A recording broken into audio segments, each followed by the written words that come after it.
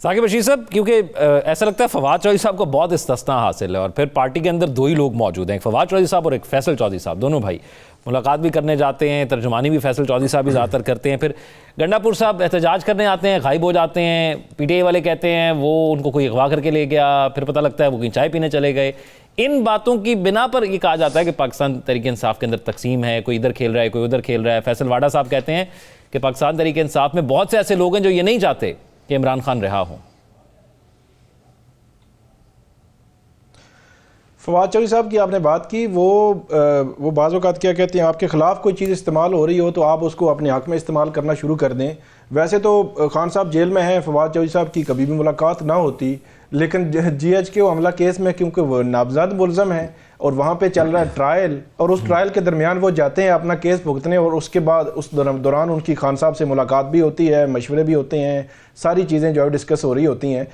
باقی جو ایشو آ رہا ہے وہ ایشو یہ ہے کہ عمران خان صاحب سے، بلکہ 2 دن پہلے پی ٹی آئی کی جو انٹرنلی جو اجلاس ہوا اس میں ایک چیز ڈسکس ہوئی اور بڑی حیران کن ہے کہ عمران خان صاحب کے پاس جو بھی جاتا ہے وہ کوئی نہ کوئی شکایت جو ہے وہ لگا دیتا ہے، کوئی وکیل ہو، کوئی لیڈر ہو، کوئی فلاں یہ کر رہا ہے، فلاں نے یہ کر دیا۔ بلکہ ایک اور بڑا انٹرسٹنگ جو ہے وہ الزام آیا پی ٹی آئی کی لیڈرشپ پہ جو باہر ہے کہ عمران خان صاحب کے ٹویٹر ہینڈل سے جو ٹویٹ ہوتی ہیں نا، ایکس پہ جو پوسٹ ہوتی ہے، اس کو ری پوسٹ نہیں کر رہے بہت سارے لوگ، اس کو کوٹ نہیں کر رہے، اس کو پروجیکٹ نہیں کر رہے، تو ان کے خلاف بھی ایکشن ہوگا۔ تو اس قسم کی باتیں بھی عمران خان صاحب تک پہنچائی جاتی ہیں، اور خان صاحب کی پوزیشن یہ ہے کہ وہاں پہ ان کے پاس جو بات پہنچتی ہے اس پہ وہ ریاکشن دیتے ہیں۔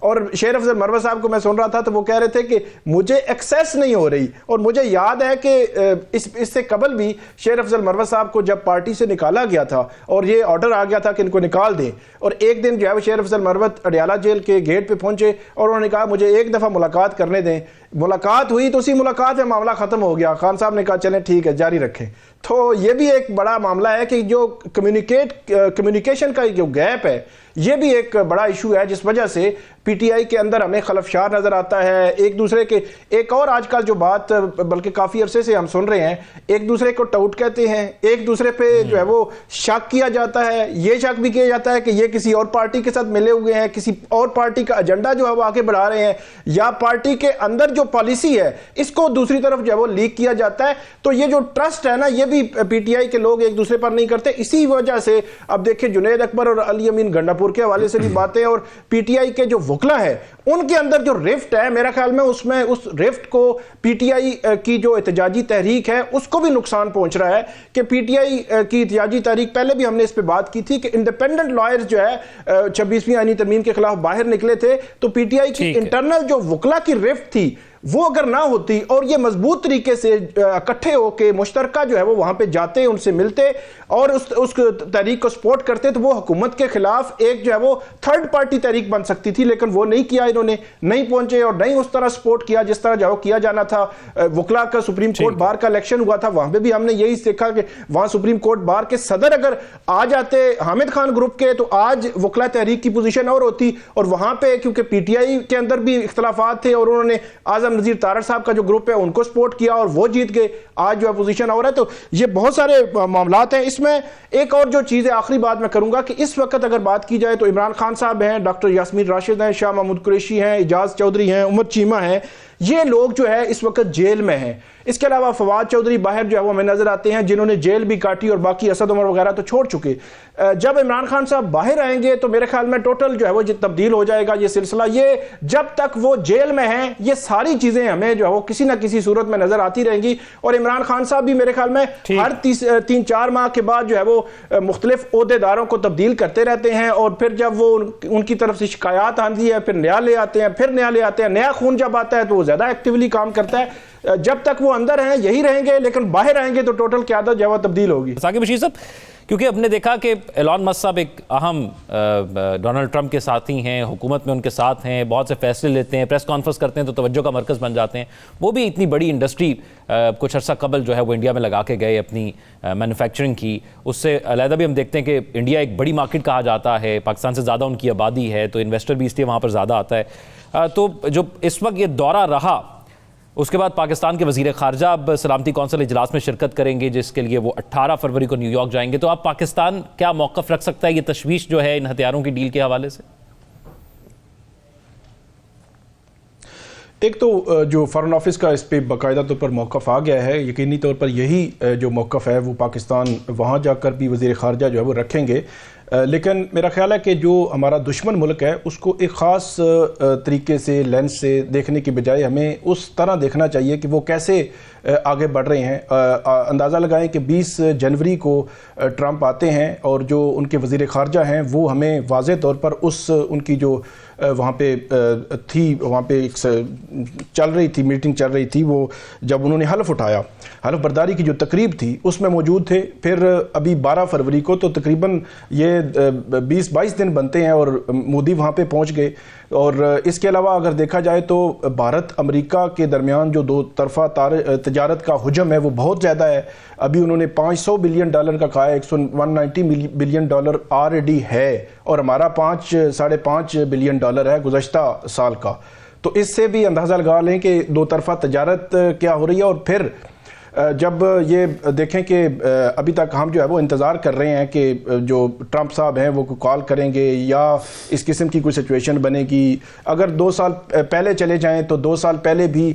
وہ بڑی اچھی طرح مجھے یاد ہے کہ عمران خان صاحب کے حوالے سے یہ کہا جاتا تھا کہ وہ انتظار کر رہے ہیں کہ بائیڈن صاحب کی کوئی کال آئے گی۔ مطلب تعلقات کا لیول دیکھ لینا، پاکستان نے دہشت گردی کی جنگ میں اس لیول پر قربانیاں بھی دی ہیں اور اپنی معیشت کو بہت زیادہ نقصان ہوا ہے، جس کا خمیازہ آج ہم بھگت رہے ہیں، آج ہم بہت پیچھے ہیں۔ اس کے باوجود بھی امریکہ جو ہے صرف اپنے مفاد کے لیے اس نے سب کچھ کیا۔ اور اس کے بعد جب 2022 میں وہ سائفر والا ایشو آیا تو پی ٹی آئی ادھر کھڑی ہو گئی، انہوں نے اینٹی امریکہ جو ہے وہ کیمپین چلائی، اور جو پی ڈی ایم کی گورنمنٹ تھی وہ کہہ رہے تھے کہ امریکہ کے ساتھ تعلقات نہیں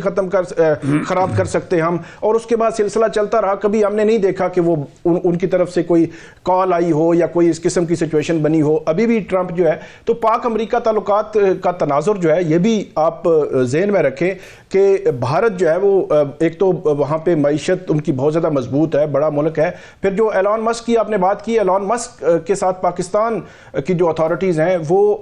یہاں پہ ان کی جو خاص طور پر ایکس ہے یا فیس بک ہے یا اس قسم کی جو کمپنیز ہیں ان کے دفاتر یہاں پہ کھلوانے کے لیے پچھلے کافی عرصے سے کوشش کر رہے ہیں کہ وہ یہاں پہ آئیں، اپنے دفاتر کھولیں تاکہ آئی ٹی انڈسٹری کو بوسٹ ملے یہاں پہ، لیکن وہ راضی نہیں ہو رہے، ابھی تک راضی نہیں ہو رہے۔ لیکن اس کے برعکس بھارت میں یہ ساری انڈسٹری جو ہے وہ آئی ٹی وہاں پہ موجود ہے۔ اور اسی طرح اگر بات کی جائے، یہ جو بہت زیادہ بات کی جا رہی ہے کہ جو غیر قانونی امریکہ میں ہیں، تو بھارت جو ہے اس کے مطلب 7-8 لاکھ لوگ جو ہے وہ وہاں پہ ہیں۔ اور ایک رپورٹ یہ بھی آئی ہے کہ وہاں جو امریکہ کی آئی ٹی ریلیٹڈ جتنی بھی انڈسٹری ہے، اس کے ایک تو ان کے ہیڈز ہیں اور دوسرے نمبر پہ اس میں سب سے زیادہ بھارت سے جو ہے وہ آئی ٹی انجینئر جا رہے ہیں۔ تو یہ چیزیں بہرحال ہمیں سوچنے کی ہیں۔ ہمارے ہاں ایک ایشو یہ بھی ہے کہ ہمارے ہاں ایک تسلسل تھا جمہوریت کا، وہ بھی نہیں رہا۔ اگر وہ رہتا تو میرے خیال میں ہماری معیشتیں بھی جو ہے وہ مضبوط ہوتی۔ آہستہ آہستہ جو جمہوریت ہے وہ مضبوط ہوتی جاتی ہے، اس کا اثر ملک پہ پڑتا ہے، اور ملک پہ جب اثر پڑتا ہے تو پھر آپ گلوبل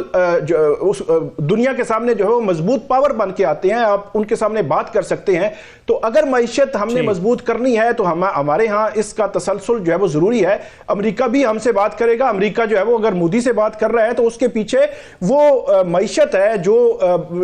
جو مضبوط معیشت جو ہے وہ بھارت یا مودی جو ہے وہ لے کے آگے بڑھ رہا ہے۔ تو اس کے ساتھ ساتھ ایک اور جو چیز بڑی امپورٹنٹ آئی کہ پاکستان کے حوالے سے بھی یہ بات آ رہی ہے کہ جو وہاں پہ غیر قانونی